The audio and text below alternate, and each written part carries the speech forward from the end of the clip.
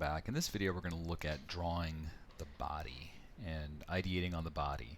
In my previous video I was talking about head design, and I went back and I simplified the head a little bit. This is what this dude's head's going to look like.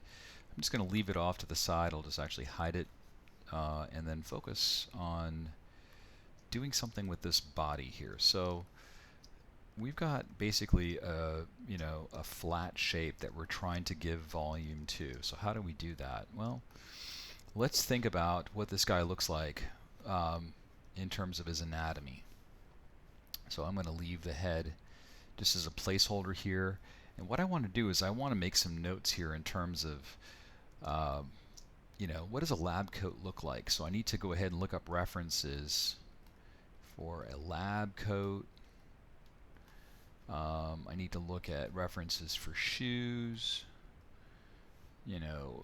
test tubes, whatever else I think I might need to draw. It's always good to have references on hand so that way you can compare and you're drawing something that's based in reality, not what you think it's supposed to look like.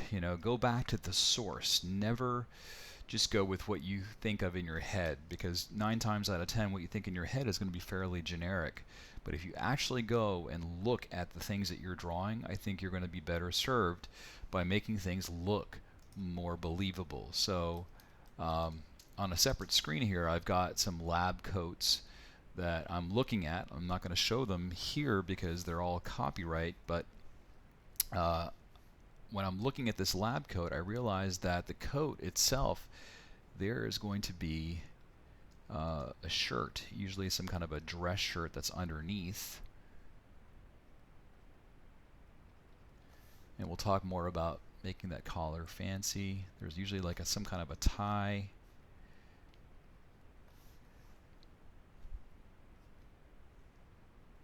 And the coats usually have some kind of a open collar.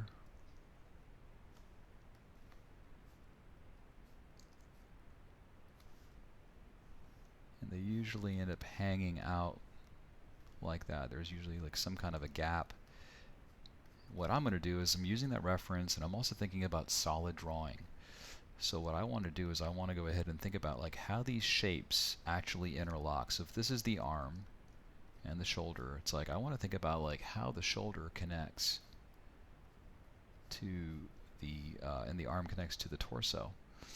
So these collars are usually a little bit flared. You usually see some hint of a shirt underneath, right? So there's a gap there. And then we have the hands themselves, which I've got a few videos on. If you're trying to draw hands, I will leave that description. I will leave that link in the description. And let's see. So this is going to flare out like this. And do they have pockets? Their pockets are usually like towards their front. And so if he's got a notebook,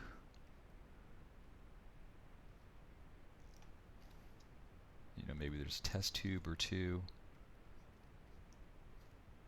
Usually when things are in pockets, they're going to make an impression in the pocket. So that's something else to also keep in mind. Then you've got the collar, and then you've got the pants.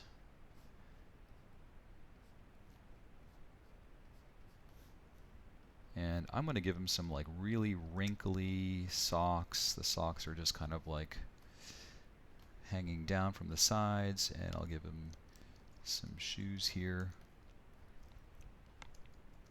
Actually, I'm going to give him some pointed shoes because that's what I see in my reference.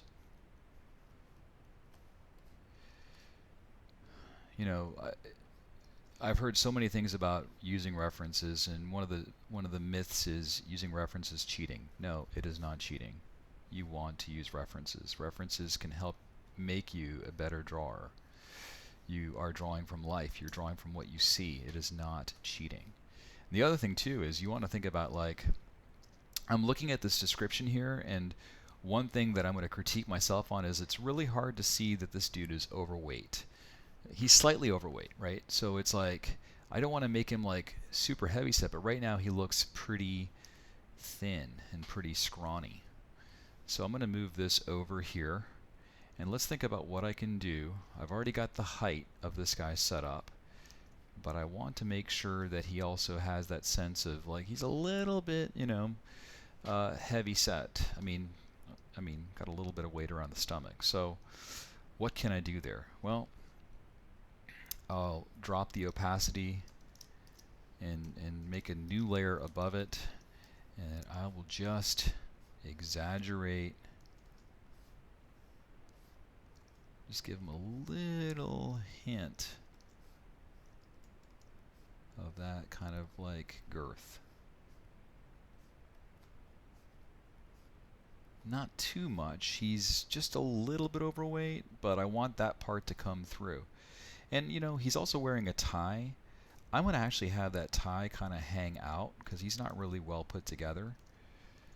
And then, you know, maybe his collar is kind of uneven. It might be kind of bent upward. You know, it's like maybe he's not like super conscientious of like, you know, how he's putting on his clothes.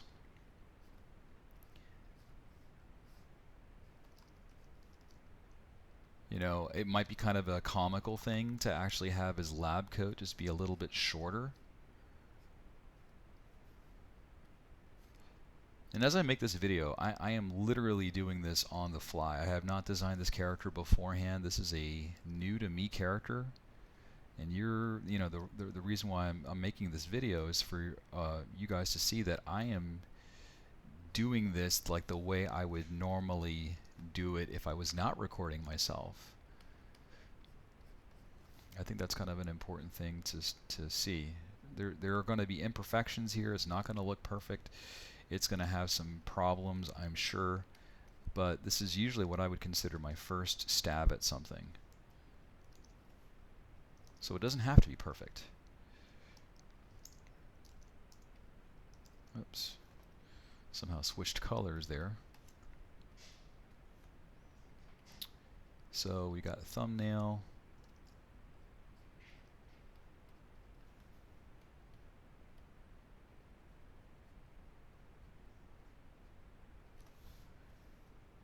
And so I'm going to go with this idea that the lab coat is kind of really short on the sleeves. I don't know why I like that, but I just think it's kind of funny. And then this is his belt, his pants. It would be kind of funny to also have the pants just a little bit shorter than normal, and then have those socks kind of rolling down the sides. How people wear their clothes reflects their personality just as much as the type of clothes that they wear. No two doctors wear their lab coats exactly the same way. How they wear their lab coat is indicative of their personality. So now I've got like this shirt sticking out. I think that's a little bit better, a little bit more heavy set kind of guy, and I'm starting to feel it. So here's what we have. Always draw through the form just to make sure that things line up the way that you think they're going to line up. And now let's get that head that we saved from earlier. Whoops, and let's move that head over to the body. And there we go. Sorry, I have like 1.5 million layers. His head is not going to be that big, so I will go ahead and shrink him down.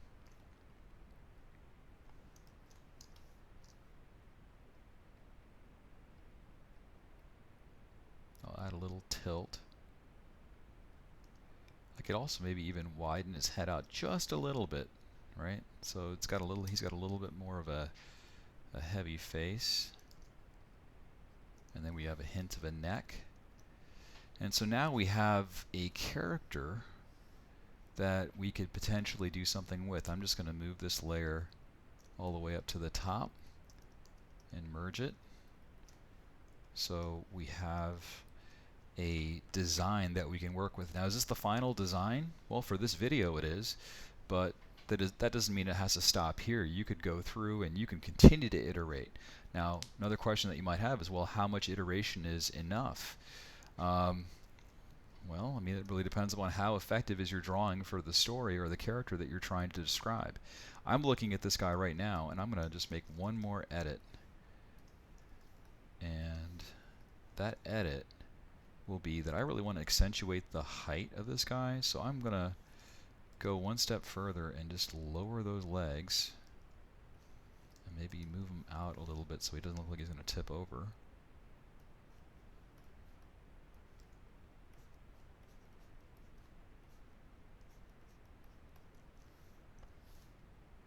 And I think that gives him that sense of height, because a lot of his lab coat was kind of hiding his height. And so now he just looks taller. He doesn't look as tall in this because his coat's kind of covering him. But now we have that little heavyset attitude, you know, and he's a little bit taller. We can definitely see that in his stature. And if I wanted to make him even taller, I could. So I hope you found this video to be informative. As always, I welcome your feedback. Thank you so much for watching. I will see you in the next video.